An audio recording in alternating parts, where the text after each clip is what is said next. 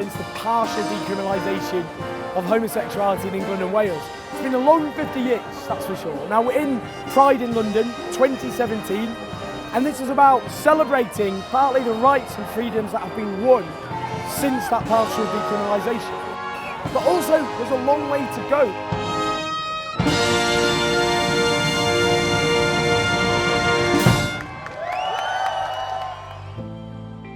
When I grew up as a gay teenager, a whole array of anti-gay laws were still in place, and attitudes were far more hostile than they are today.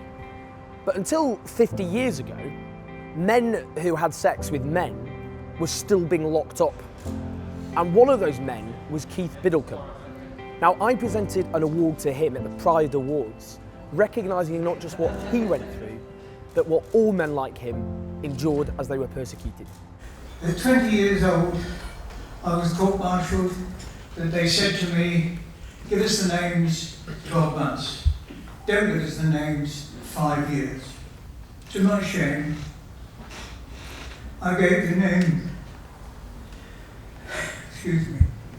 I gave the name of an army officer with whom I'd spent one night ashore.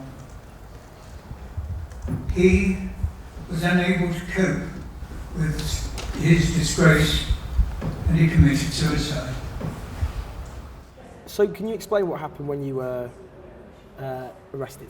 The other chap and I won't say we didn't or hadn't had sex, but he was lying on one bunk with his shorts on. I was lying on a bunk above him. The officer of the watch came round, flashed his torch about, and that was how we were caught. We had an examination which was humiliating, painful, and degrading. And then a couple of days later we went for trial. We were sentenced to 12 months imprisonment. These days they're talking about giving us a pardon. I don't want a pardon, because to be given a pardon, you have committed a crime. I never consider that I have. Homosexual behaviour between adult consenting males in private should no longer be a criminal offence. It took a whole decade after the recommendations of the Wolfenden Report for homosexuality to be decriminalised, but the 1967 Act was far from a definitive liberation for gay and bisexual men. In 1967, behind us, Parliament partially decriminalised homosexuality. Is it as big a moment as we're currently led to believe? Well, it certainly was a big moment, and it was progress, because it ended the total criminalisation of same-sex acts between men, but it was a very limited reform. In narrow circumstances, men who had sex with men were not prosecuted. All of the anti-gay laws remained on the statute books under the heading, quote, unnatural offences. The number of men convicted of consenting adult same-sex behaviour rose by over 400%. And if you take the period 1967 to the final full decriminalisation in England and Wales in 2003, at least 15,000 men were convicted of same-sex acts which would never have been a crime if their partner had been a woman. In the 1970s, the Gay Liberation Front was set up, inspired by a movement in the US which had the same name. The group used performance protests to campaign for LGBTQ rights and helped pave the way for the first marches that became the annual London Pride March. Being gay in the 60s, for my generation, that's kind of a tough one to imagine. What was it like? It meant you were raised to despise yourself. However brave you were, it was deep inside you. So when Gay Liberation Front started in 1970, everybody shared the same story. This is the first time we've felt pleased with ourselves, happy with ourselves. What were its objectives and how did it go about them?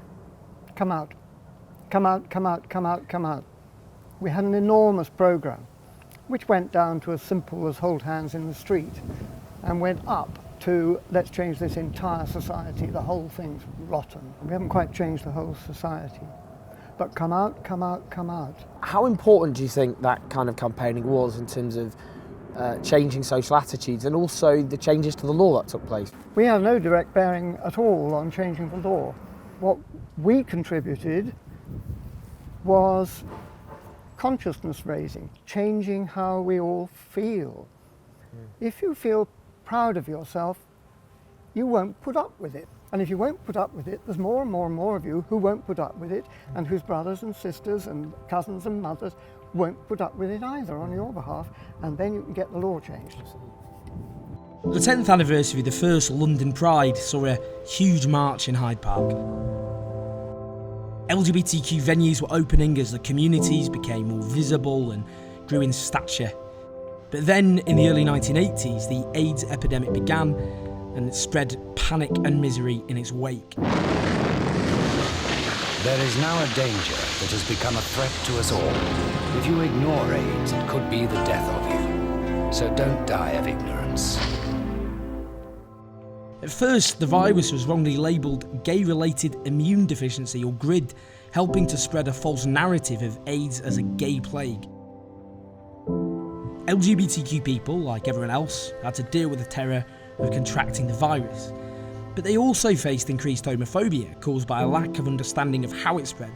People would refuse to share glasses, to hug, or even shake hands. The lead up to Princess Diana coming was, will she or won't she wear gloves? And she didn't. I mean, I believe she wouldn't, and she's lived up to what I believed. She knew the facts.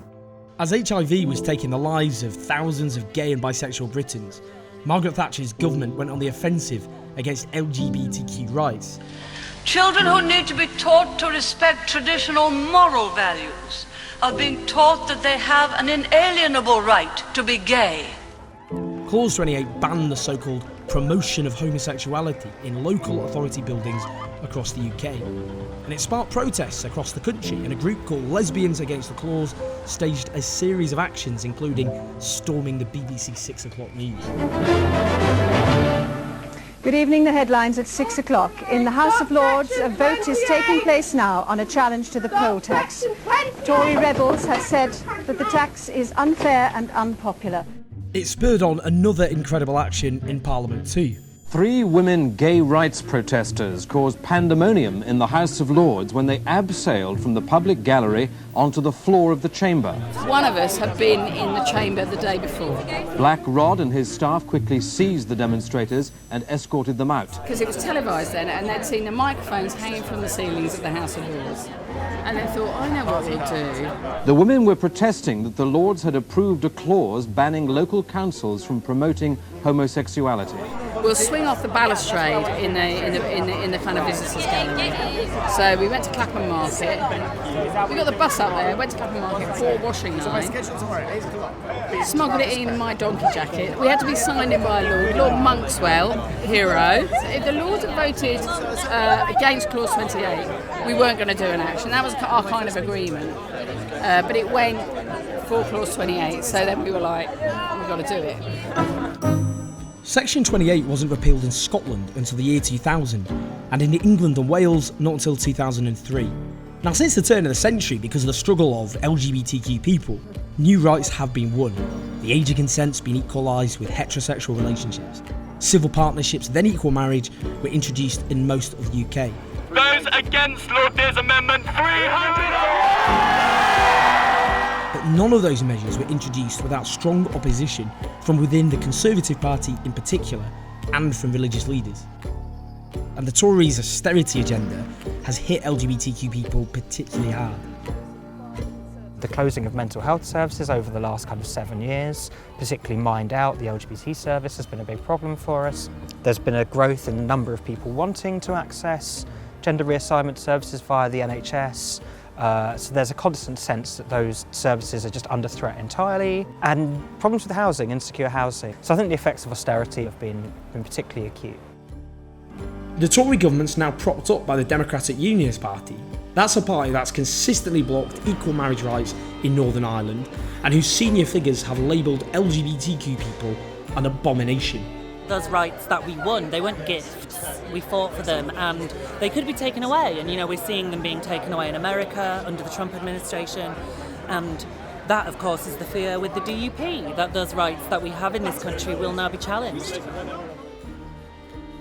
While there's still plenty to do in the UK, in some parts of the world, your sexuality can lead to persecution and can even be a death sentence. We can see real progress in some countries in the development, but we also see regression, and in fact 78 countries in the world it's actually illegal to have consensual sex. Same-sex person is illegal in 78 countries, and in 5 of those countries there's actually the death penalty for consensual same-sex sex. LGBTI community, they face torture, abuse, intimidation and even murder for just being who they are, and crucially for campaigning for LGBT rights. So it's a really dangerous thing to do. In some countries, the legislation that they have actually stems from our colonial history and the legacy of legislation that we left there. And really, maybe we should be thinking about calling those countries out. So whereas we've moved on, those countries have remained with that legislation, that it was the UK's colonial past that's left it there.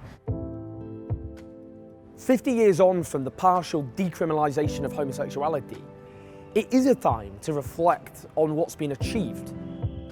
But let's not pretend that the struggle for LGBTQ rights has been won, because it certainly hasn't. From rampant transphobia to cuts to LGBTQ services, from homophobic bullying in the playground to the huge mental distress that LGBTQ people suffer because of the persecution that they have endured. This anniversary should spur us on to finish the struggle that our ancestors began with such courage, determination and resilience. They're still facing stigma, still facing bullying. This guy said, I find it hard getting with people who aren't white. Wow. Often it's just white middle-class men we're talking about, and Yes. the L's are like this. It's like, yes, I would. There is still this discussion and debate about the realness of trans people.